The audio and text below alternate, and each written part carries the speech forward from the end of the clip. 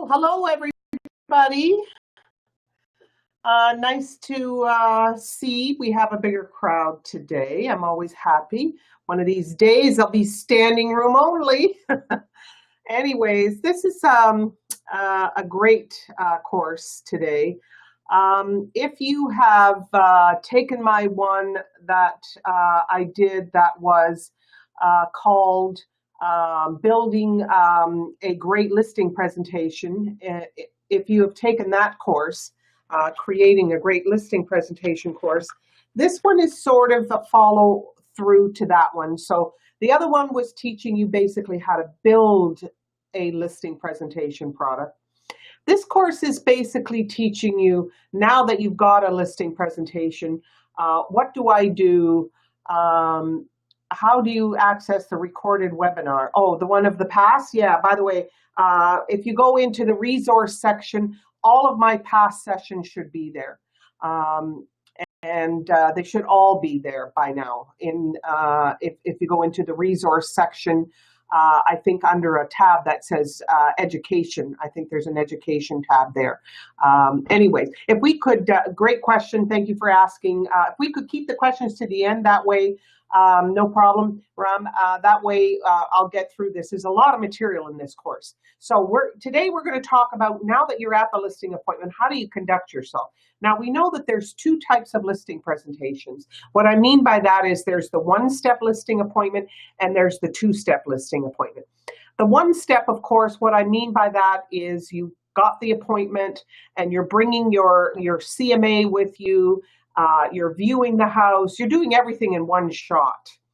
A two-step, of course, is you come to the appointment the first time, you look at the house, you take room measurements, you get to meet and talk to the seller, you look at their mortgage information and their deed, you get all your facts in order, if you will, regarding the house, and then you leave, making an appointment before you leave to come back in a day or two with the actual CMA. Now, typically when I'm on the phone with a client and they want a CMA done on their home, I tell them that there are two types of appointments. I can do a one-step listing appointment or I can do a two-step, and I explain to them what I just explained to you. I tell them that the one-step is not going to be as accurate as far as price as a two-step, because you don't know what the inside of the house looks like. The outside might look horrible and the inside is gorgeous. The outside could look gorgeous and the inside is horrible. You don't know until you actually physically, as we know, get into the property. So I always prefer a two-step appointment, but I want you to know I am ready to close the listing the first time I'm in there. If I think I can get the listing while I'm there, I have listing contract with me. I have my listing presentation downloaded because I use a digital presentation. I have all the information. I've got comparables with me. So I come prepared to do a one-step, but I prefer the two-step. I just want to make sure you're clear on that. And I do, as I say, talk to them about it first on the phone, giving them the option for a one-step or a two-step. Today, I'm going to try and make this a two-step appointment so that you can see what I mean by that. Okay, so let's continue. And so let's look at, first of all, the 7 steps, and then we're going to do a nosedive or a deep dive into each one. Step 1 is basically the selling consultation. So I'm coming to their home. I'm going to talk to them about a number of things. We're going to look at each one of these. I'm going to take room sizes, all of that, and then I'm going to leave and come back. Okay, so that is step 1 would be the selling consultation, and that would be the first day if you do a two-step appointment. Step 2, of course, is developing a pricing strategy. And now I want to make sure that I'm clear about this. Although I put this in the number 2 position, I want to make sure it's clear that it's not the second thing I talk about when I come day 2. When I come back, it's not the first thing I talk about is price. I talk about the way we arrive at price. And sometimes I do number 2 Step two, if you will, in the first day appointment. It's not unusual for me to do the selling consultation and to discuss pricing strategies in the first day as well. But I do not reveal price. I want to make that very clear. This is not about revealing price. It's about talking to them about a pricing strategy. And of course, we will talk about that. Step three, of course, is developing a marketing strategy or a marketing plan. Now that you've seen the house, now that you've looked at the comparables and so on, where do you see the buyer coming from? What kinds of things are you going to do? Your pricing, your marketing strategy. And then, of course, it's taking that strategy, step four, if you will, is implementing that customized marketing strategy. Because what you would do for one house, marketing one house, is not always going to be the same as you're going to do for all of them. There's going to be certain things you're going to do on all, but it doesn't necessarily mean that every single solitary appointment that you go out on, you're going to do exactly the same marketing strategy. There's going to be some differences depending on where the house is. Step five, of course, is explaining to the seller your role as a listing agent. They need to understand that it's a two-way, that it takes two. They've got to be a part of this as well. And that needs to be made clear that, and we'll talk about what I mean by that, but it's understanding your role as a realtor and explaining that to the customer, to your seller. And then, of course, negotiating. Step six is explaining to them how the negotiation process works and what you're going to do to get them the highest and best price for their home. And of course, step seven is managing the transaction after it's been accepted and the home is technically sold. It is then managing that transaction to a safe closing. So those are the 7 steps. That's what we're going to cover today. And let's continue. So here we are, step 1, the selling consultation. Remember, this is a 2-step appointment. This is what I'm doing on the first step. I'm talking to them about their why and their when, okay? Why are they selling the house and how soon do they want to make this happen? And remember, the why and the when are the 2 single most important things.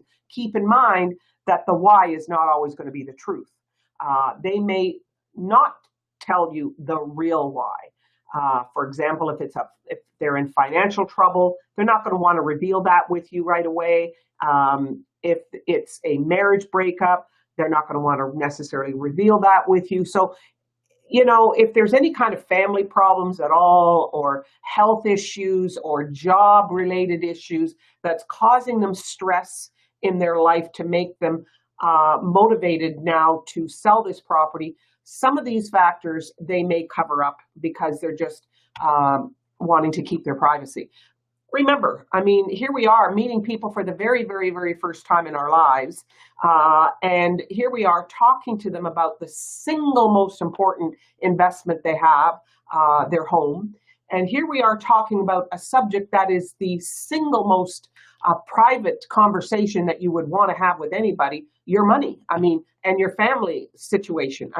That is something that's very personal, extremely personal. So I always salute real estate people because to be able to get a listing and get them to entrust you to list the home, that's a big thing when you consider the seriousness of the job that you're doing.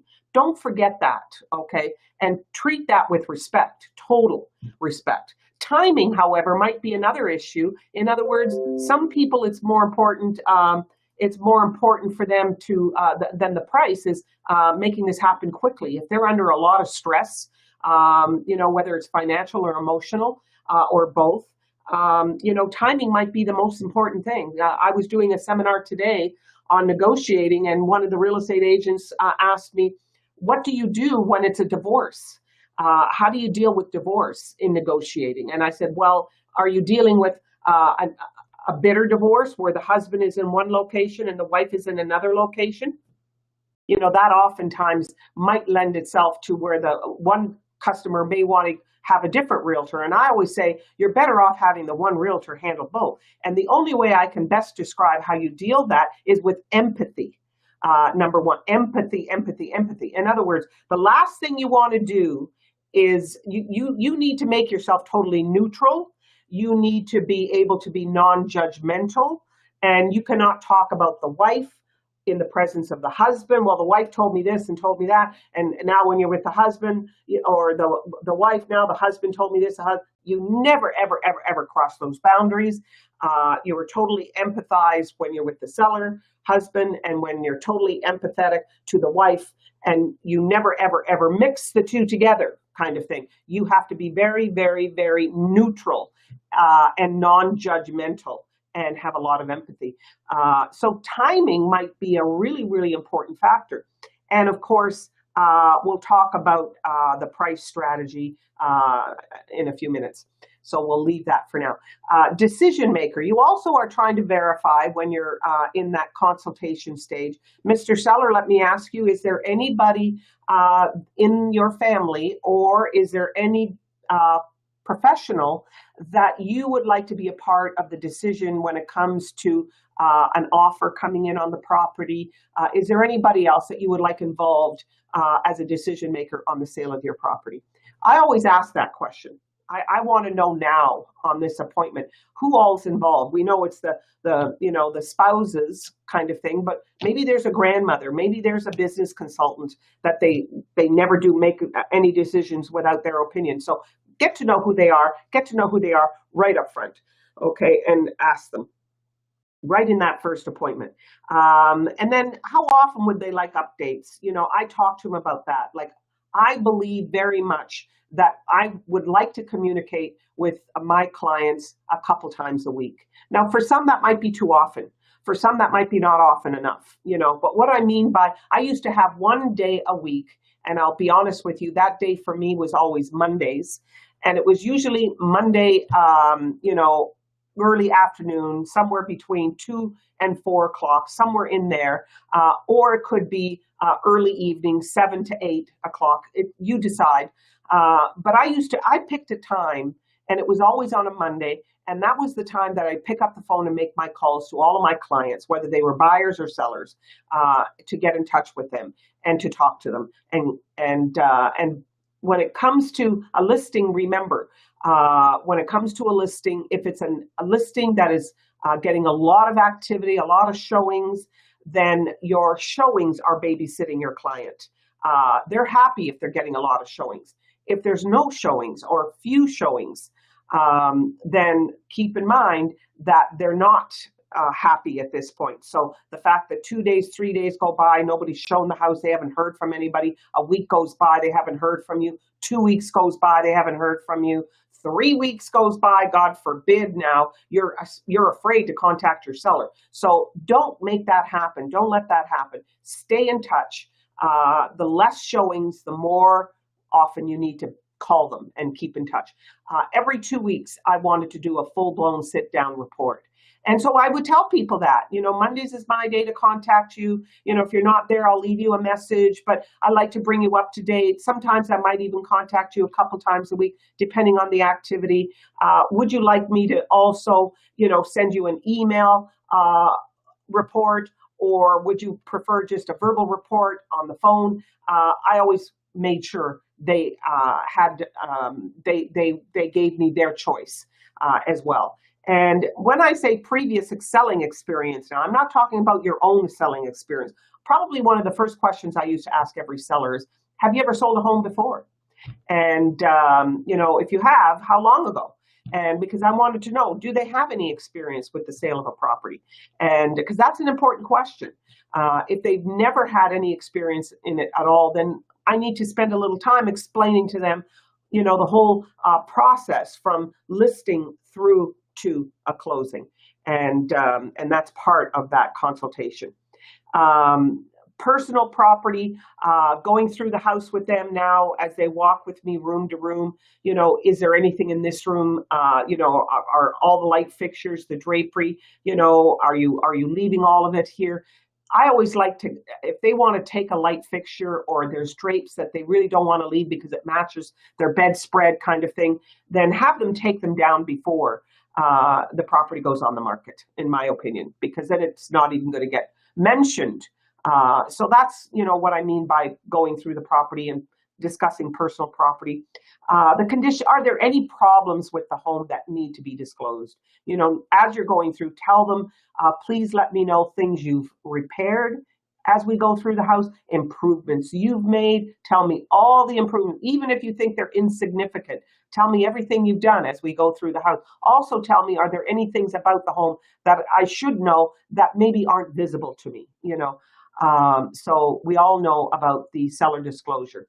And relocating, if they are relocating out of province, or out of the area, out of the city, going to some other city. Remember, HomeLife has offices across the country. We also have, affiliate companies in the United States. So, you can help them relocate and find a good realtor if they don't already have one. That's part of your job as well. And ask them, are there any concerns, questions that they have in their mind that they would like to ask you, making sure that that's part of your conversation as well.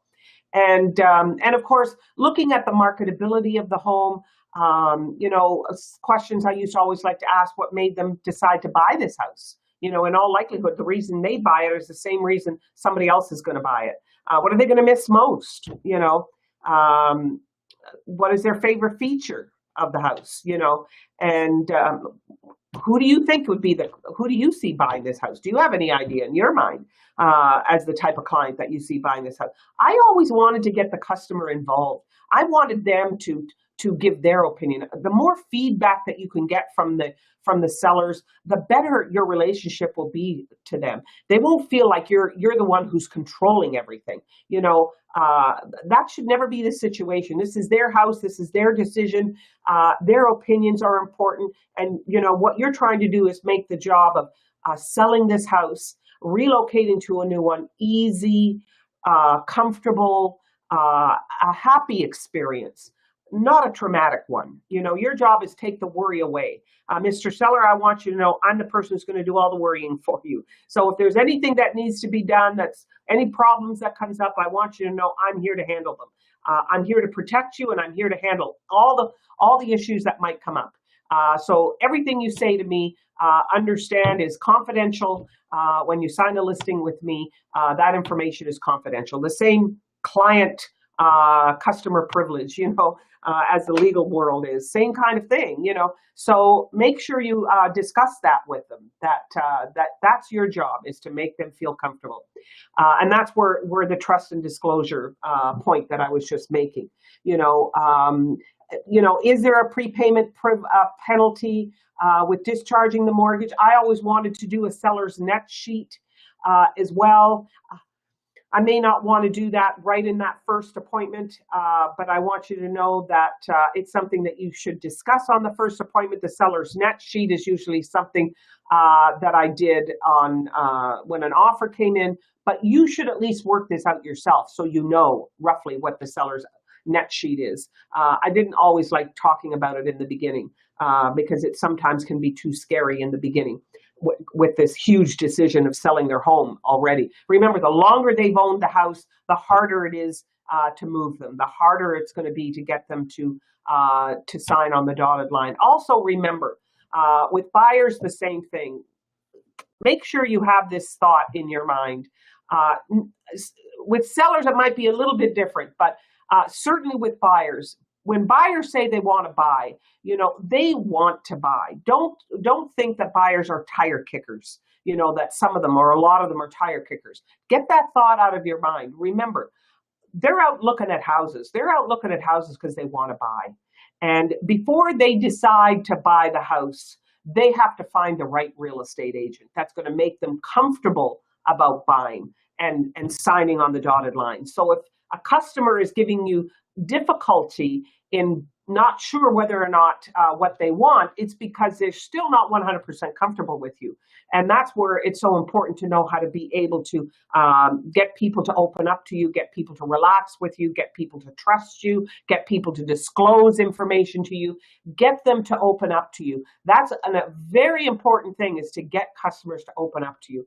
And that's not easy. For some people, getting them to open up to anybody, even their best friends and their family, is a huge thing. So it's not an easy thing.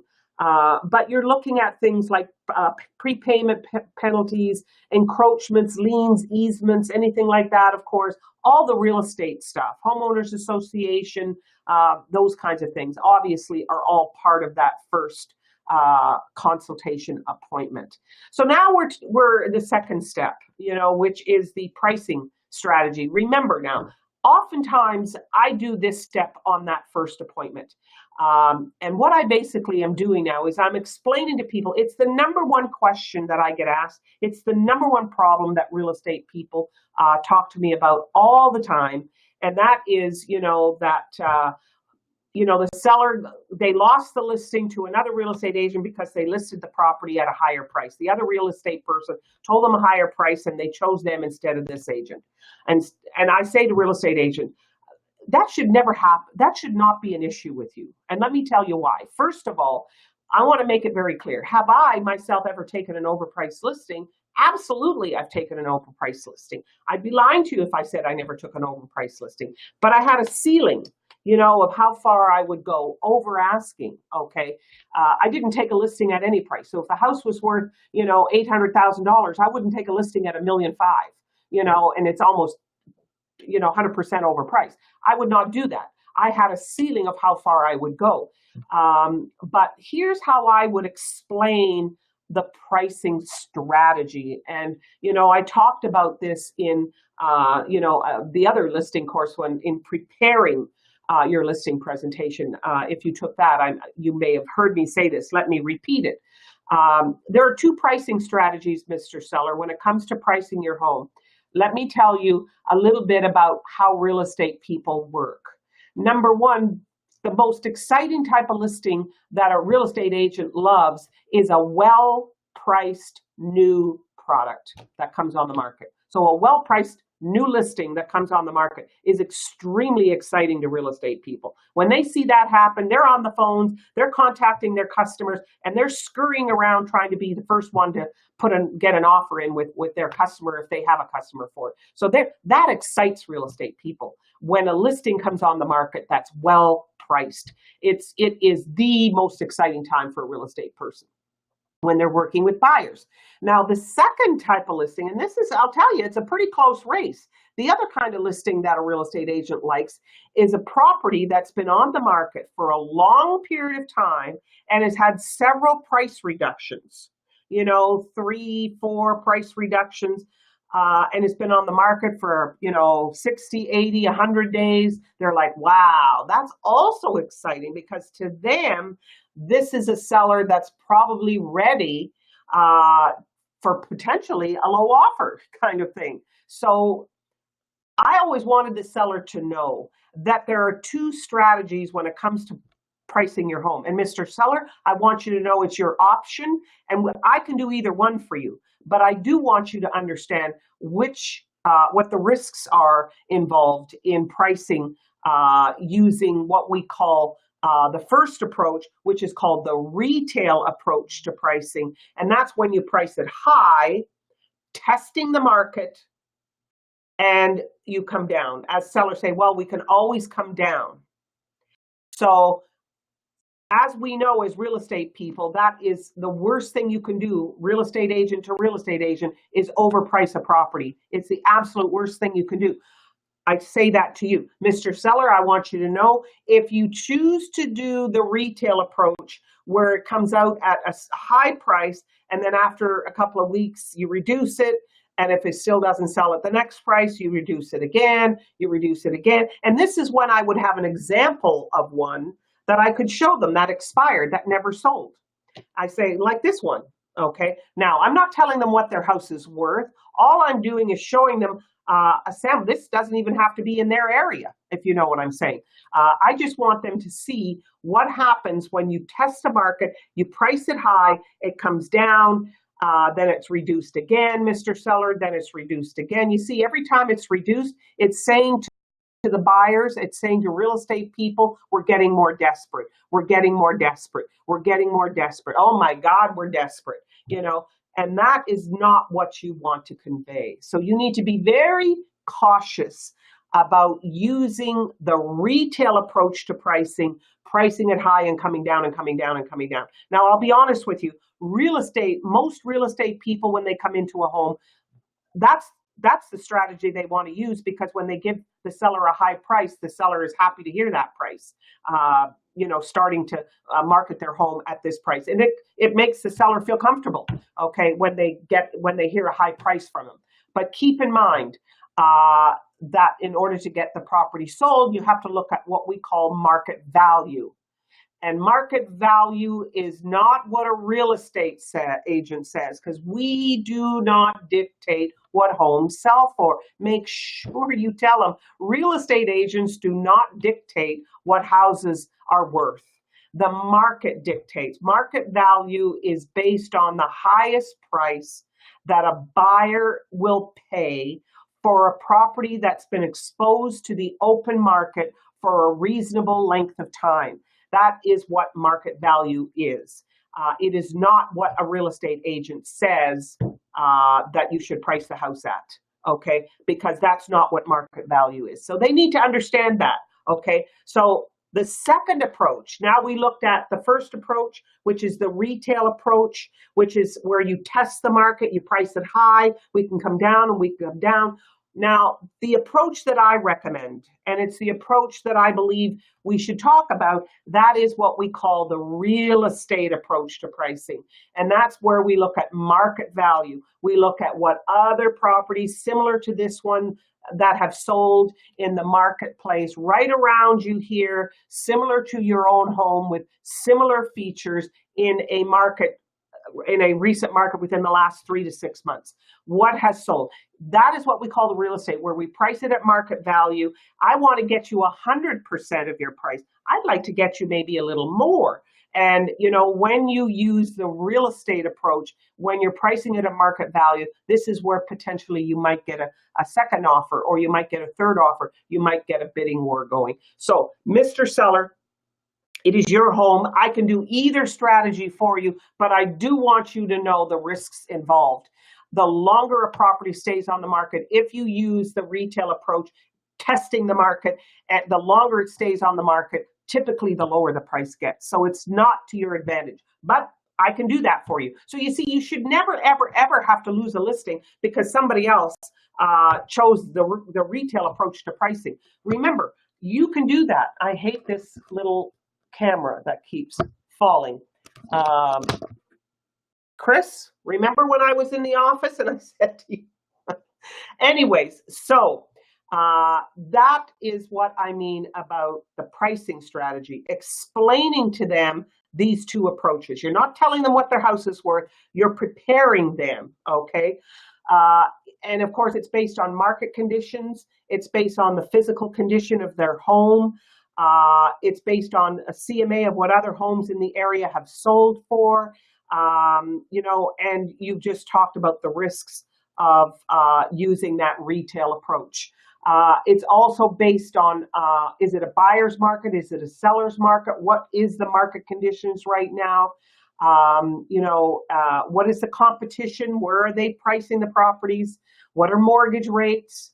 The economy, all of those factors into your pricing strategy, okay?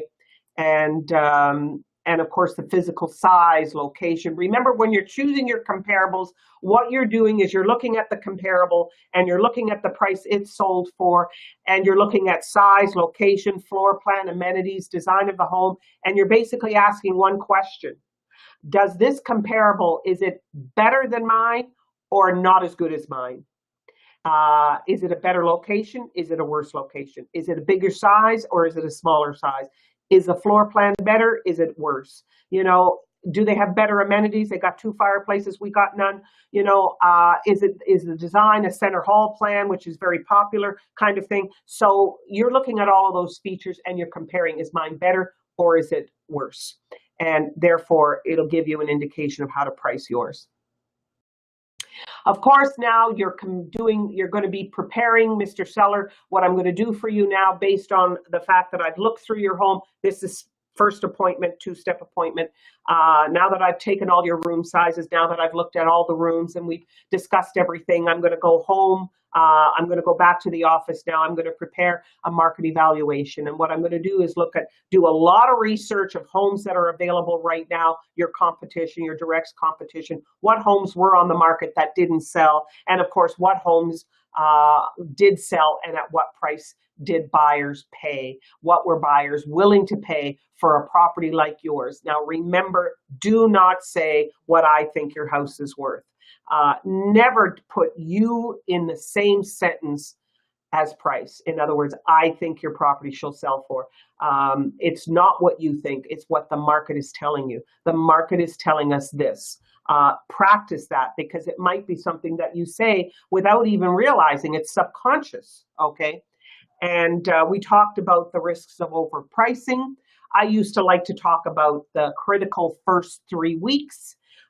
You might even have an example of an appointment sheet. Let them see a listing that's been on the market, let's say for 5 or 6 weeks. Let them see how many appointments on the first week, how many appointments in the second week, how many appointments in the third week. Let them see how the appointments drop. And that's why it's so important of having it priced right in the beginning, because that's when all the appointments come, is in those critical first 3 weeks. And in all likelihood, the buyer came through in those first 3 weeks. Unfortunately, if you were using the retail approach and you were testing the market, the buyer ended up buying another property because while you were testing the market, they found a home at market value. Okay, that's what I want you to, and the way I want you to explain it. Again, it's never about you and what you think. Because then what you're going to do, you're just pitting yourself against the other agent. The other agent, if he's one of those agents who's just going to price it at any price, is going to tell them exactly what they want to hear just to get them to sign. We know that. And that's not what you want. So that critical first 3 weeks, this is where you see the bell curve. This is where you're seeing, the appointments in the first week and how they drop. That's what this little chart is showing. It's a good chart, actually. When you're building your listing presentation, you should have a chart like this where you can show them and use it as a sample. So remember, you'll be able to download this presentation at the end of it. And utilize some of these little slides to help you in building your own presentation. So this is where I'm showing them the listing. Now it was reduced. It was on the market for 100 days, Mr. Seller, and you see after two weeks it was reduced 20,000. Then it was reduced after another 30 days. It was reduced again, and then another 30 days later it was reduced again. So the history of a listing can show you that. And then many times, if it does sell, it'll sell below market value. And you all know I'm right. Properties that sell that are well priced sell within the first, in this market that we're in, will sell within the first 2 to 3 weeks, will sell for full price, or maybe even over asking. If not full price, very, very, very, very close to full price if they're well priced. So the other thing I like to tell sellers about on that first appointment is that the first offer is also usually your best offer. Explain to them if an offer comes in quickly, they may think that, I didn't price it correctly because the offer came in too quickly. To you, it might be quick if it comes in the first week or two, but understand this buyer is probably, that ended up putting the offer in, might have been looking for a house like yours for the last 3, 4, 5, 6 months. Who knows how long? To them, they've waited and waited and waited, and finally today a house comes out on the market. That's perfect, and it's your listing. So explain to them how important that first offer is, and it is usually the best buyer. Okay, so now that's the first appointment. We're now back at the house. We've prepared the CMA, and this is where you're now sitting down with them. You've come back, and now you're going to talk about the market and your marketing strategy and where people are looking for homes today. Actually, this little chart is not as good as the one that's in that other presentation, preparing a winning listing presentation. I have a different chart in that one that should replace this one. It's newer. I'm looking, this was done in 2015. The one that's in that other presentation is from 2016. There are no stats from 2017. I've been looking, every couple of weeks I go online and see if I can find something. I haven't found any stats from 2017 yet. But about 55% of buyers today are finding their homes, as you know, on the internet. I would say that was as of 2016. 2017, I bet you it's about 85% of people that are finding their home on the internet. In other words, buyers are going to real estate agents. I've seen this house online. I want to see it. I'm sure you know that. You're working with buyers. You've had buyers do this with you. So this is a chart that's showing the seller where buyers are coming from. And that's a great way to basically start. And of course, you're now going to talk about all the things that you're going to do. The minute you decide to list your home with me, Mr. Seller, I want you to understand that's when I start investing in the marketing of getting your property sold. Mr. Seller, years ago, the real estate company used to spend it was the company that spent the marketing dollars. They were the ones that did flyers, and the for sale signs was paid by the company, and the marketing was paid by the company, and the advertising was paid by the company. Well, today, Mr. Seller, I want you to know that it's the real estate agent that pays for all of the marketing on the sale of a property. So what's important for you to understand about this, you need to make sure, Mr. Seller, that you find a real estate agent who can afford to market your property, who will be spending money. I want you to know the minute you hire me, I'm spending money. I'm hiring a videographer to come and take pictures of the property. I'm going to put together a marketing, a book on your property, and we're going to keep all the documents there. I'm going to have everything there for you. You're going to get a copy of this book. I'll explain more about that later. And we're going to be promoting your property online. And there's a number of places that I'm going to be promoting it and spending dollars to promote it online. And of course, I'm going to get in touch with all of my personal contacts, letting them know about it, and all of the referral networks that I've created around the city, around the province, around the country. And real estate today is a global business, so even out of the country. Internet marketing is a must. So you need to make sure you've got a real estate agent, Mr. Seller, that knows how to market your property online and knows how to be able to, and is willing to spend money and can afford to spend money. There are some real estate agents who can't afford to market a property. They just aren't making enough money to be able to afford to market homes. Mr. Seller, I want you to know I have an advertising fund that I work from. And so you know you've got someone here who's spending money. I use a professional person to come in and do the room sizes, so that we get a floor plan done, and so on, okay? Now, Facebook is going through a lot right now if you're following the news at all. And, the privacy factor a lot.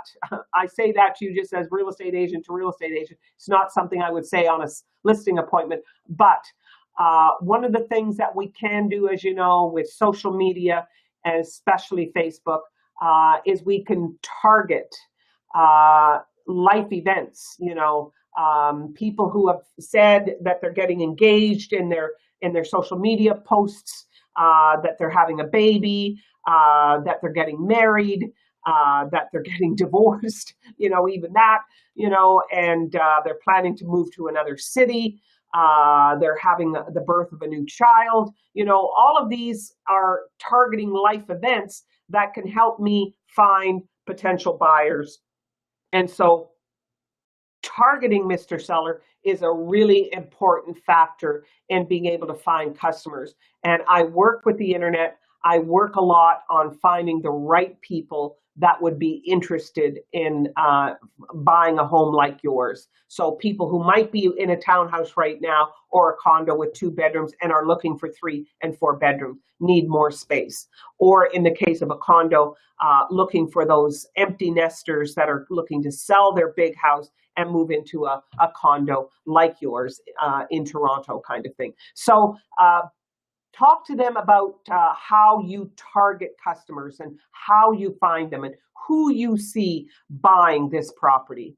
Back to the communication factor that I said to you before. Make sure you send out, Mr. Seller. One of the things that I want you to know, I believe I'm very much in communicating with my customers.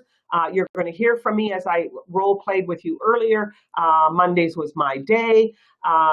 Anytime a new listing comes out, Mr. Seller, I would like to make sure you get a copy of that. So I'm going to track all the new listings that come out. I'm going to track all the new homes that have sold, the homes that have sold in the area. I can email these to you on a regular basis, but I usually like to meet with my sellers at least every couple of weeks, and we're going to go through a service report. Here's a copy of my service report. Here's what it looks like, and you should have a service report that you're using and basically tracking everything that you do.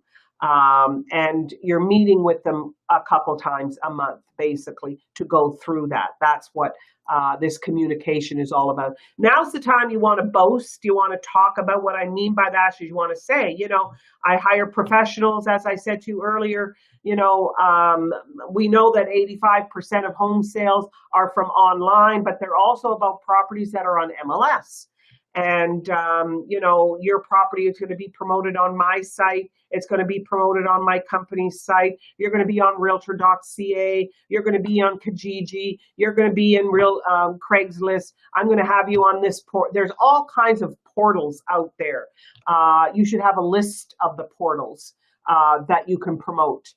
As a matter of fact, there's a presentation that I do with generating leads, and one of the slides, I think it's also in the resource section, generating leads. One of the slides shows all the places where you can promote listings. Some of them are free, some of them are very, very, very inexpensive online. So check that out. Go to Google and type in free real estate listing portals. And oh my God, a bazillion of them will come up, and start investigating, start looking at them and start checking them out. Don't worry if they're in the United States. Remember, real estate is a global business. It is not local anymore. So the more you can promote the property here and here and here and here and here and here and here, Mr. Seller, I'm going to look for as many places as I possibly can. Selling is exposure. And we want to expose it to the masses amounts of people possible, because you don't know who's going to pay the highest and best price. Are they next door? Are they in another country? You don't know where they are. We want to make sure we find as many possibilities as we can. So talk about, your virtual tours that you're going to do. Talk about, your email blasts that you send out on a regular basis. Talk about how the open houses that you do, how you go into the neighborhood and talk to homeowners that live in the community, telling them about the open house. And if they know anybody, come on over and take a look. The brochures that you've done, show them the beautiful brochures that you've created for other listings. If you're using our technology package, Imprev has some amazing listing brochures that you can show, because that really, really is going to help a lot when they can see. Don't just talk about it, let them see it, okay? And of course, all your social media walls, your listing is going to be on all your social media walls. You have a newsletter, you have a blog, it's going to be promoted in all of these places. Your company has a newsletter. You door knock the neighborhood. Mr. Seller, I want you to know I'm going to promote until it's sold. And I want you to also understand that, I when somebody contacts me by email or by phone, I want you to know that I respond extremely quickly. I don't make people wait. Okay, so let people know about that. Your quick response time. That within the first 5 minutes, they're going to get an email message from me immediately. If I'm driving and I'm not able to talk to them because I'm in the car, or I'm with customers and I can't make the call right away, they're going to get an automatic email and they'll know that within the hour they're going to hear from me. So any potential customer that's inquiring about your listing is not going to have to wait, Mr. Seller. I'm on top of it.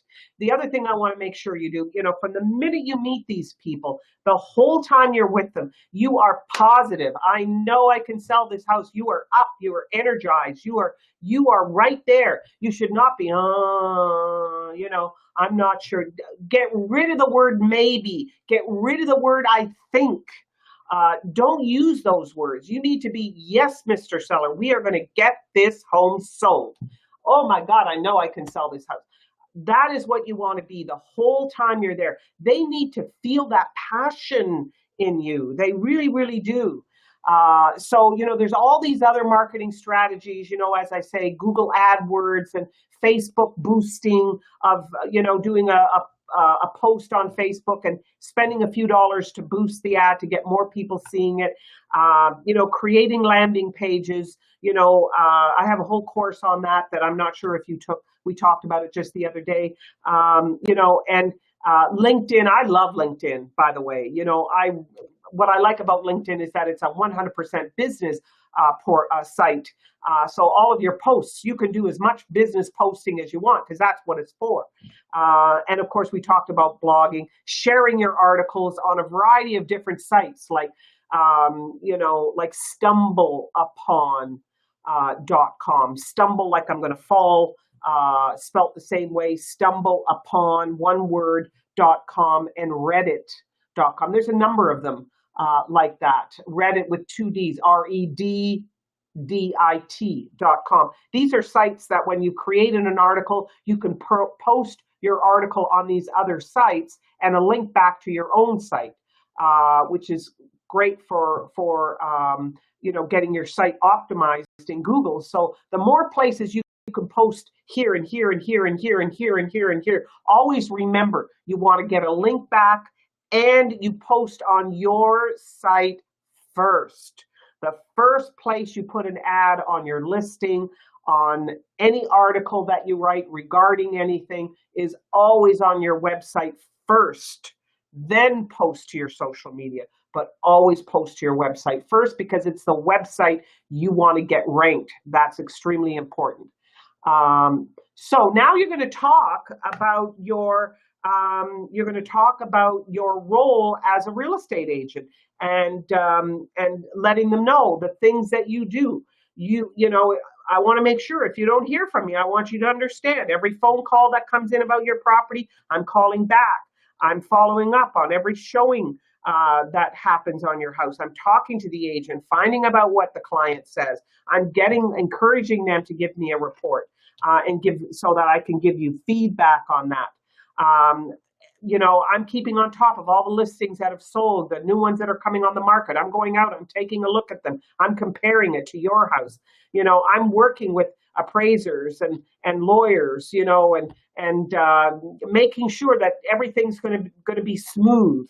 I'm talking to mortgage companies on different financing options. I'm letting other real estate agents know that I have financing capabilities if they need a good mortgage company. I'm giving them options of the companies that I use to make sure that if they come in with an offer that, you've got a good mortgage guy too. So, Mr. Seller, I want you to know I am on top of it. There is nothing that's going to happen with this listing that I'm not going to be totally aware of, and I'm going to make sure that you know what you need to know and keep you in touch. Now, let me stress this other thing, real estate people, do me a favor. Don't involve the seller in your problems. In other words, if you've got a goofy real estate agent that's giving you a hard time, don't talk about that with them. If you got some crazy crackpot mortgage guy who's giving you a difficult time, or a lawyer who's nuts, you do not want to tell them about these things, okay? You deal with it. Only include them by asking questions when you absolutely need to. The last thing you need to do is tell them about the problems you're having with, agents not cooperating and mortgage companies giving you a hard time and so on and so on. And the banks and their new qualifying rules and how difficult it is. Don't do that, okay? That makes them lose confidence in you. And that's why you never show your weaknesses, ever, ever, ever.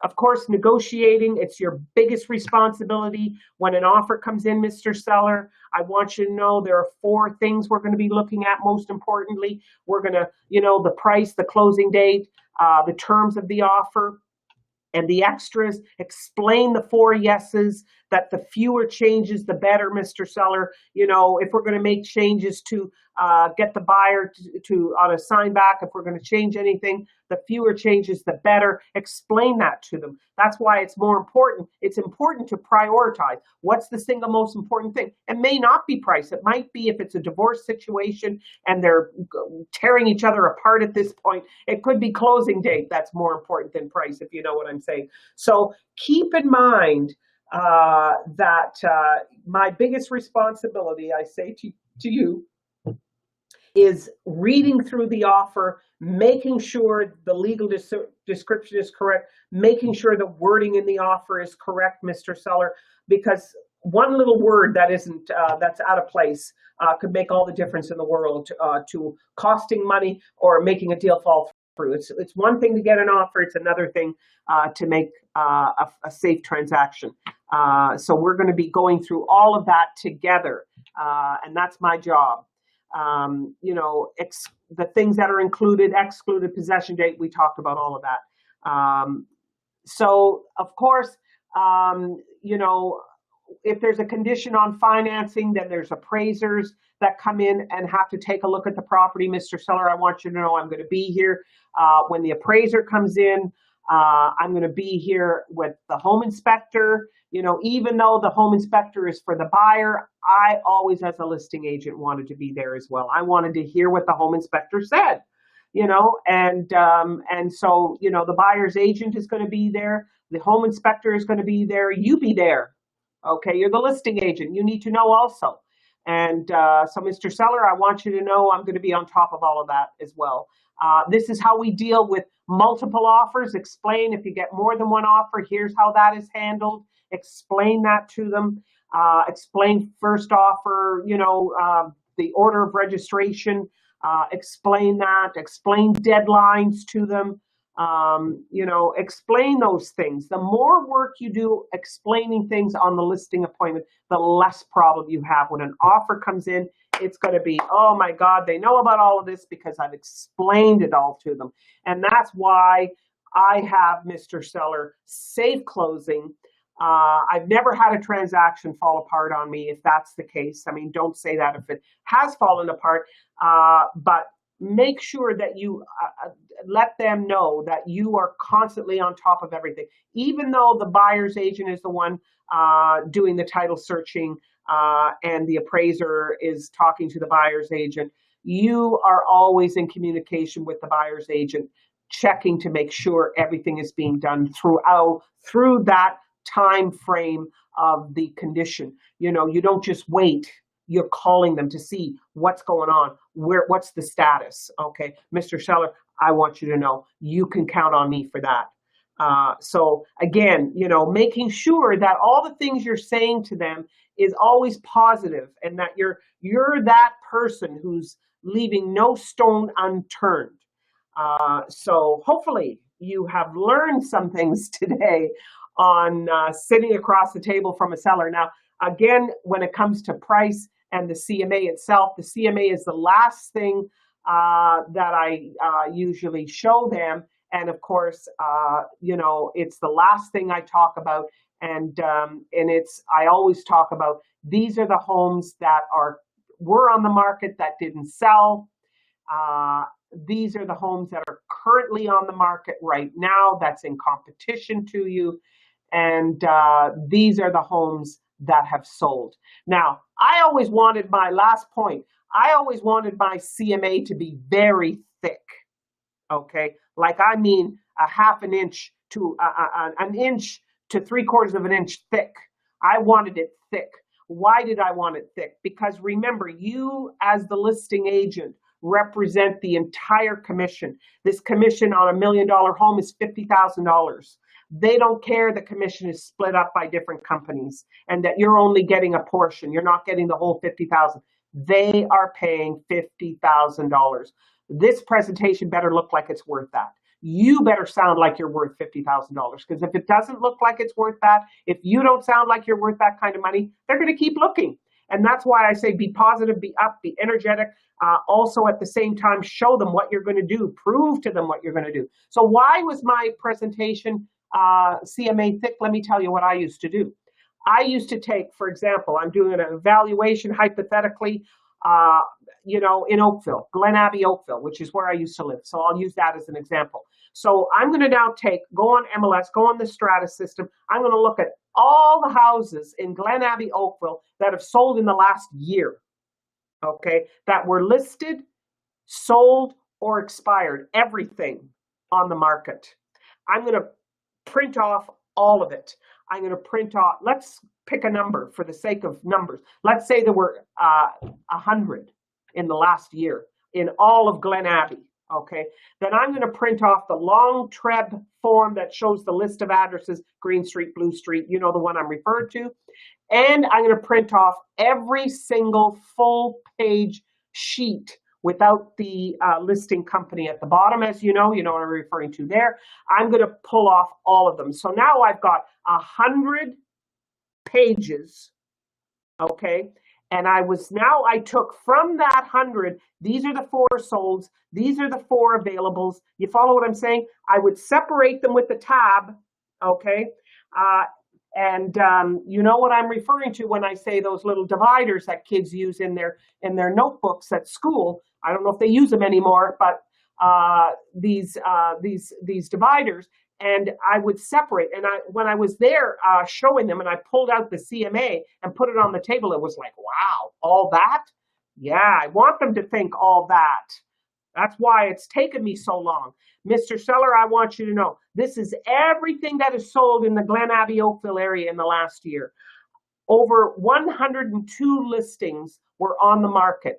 Out of these 102, I looked at every single one of them. And these are the 4 that I have selected that are currently that are your competition right now. These are the 4 that are the best example of what has sold in the area, what buyers are willing to pay for a home like yours. And these are the ones that were very, very similar to yours, but never sold, okay? So out of all these 102 or 100 listings, these are the 12 that I've pulled out. So I never went through all the 100, but they were there. They could look at them afterwards, okay? So make that CMA thick, and the rest of it is your marketing strategy, of course, is in there.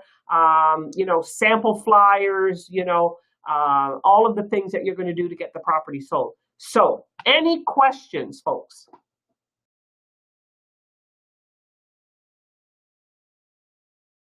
Preparing a listing brochure. Yes. You're talking about feature sheets and that sort of thing. If that's what you're referring to, listing brochures, if you're using our tech package, which is $39.95 or 99 cents a month, if you contact our corporate office or go online, actually the easiest thing is to go online, go to Reallium, spelled REALLIUM.ca.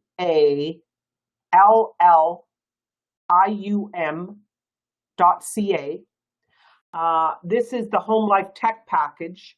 If you go there, it'll explain it's $39.99 a month. You could call our corporate office, 733-9966, the number that you see here. Speak to Chris. Chris is our tech guy. He's the one who can explain this package to you.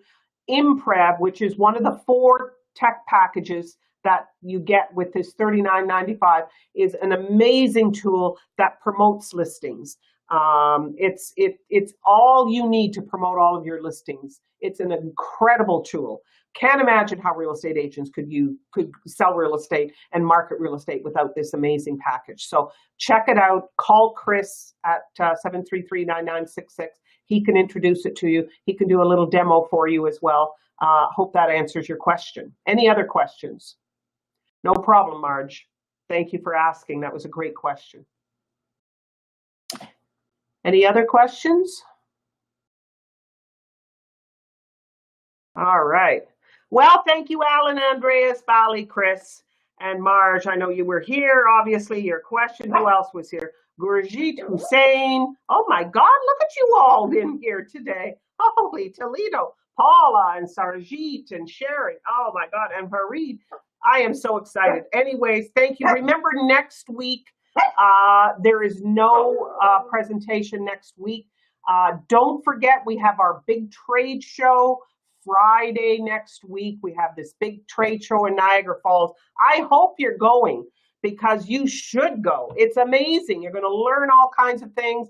You're going to meet all kinds of people. You're going to see some of our vendors and some of the tools that are available to you. Make sure you come. Thank you very much and glad you enjoyed the presentation. See you in 2 weeks. Next week, we have no presentation. Bye. See you in Niagara. My dog, be quiet.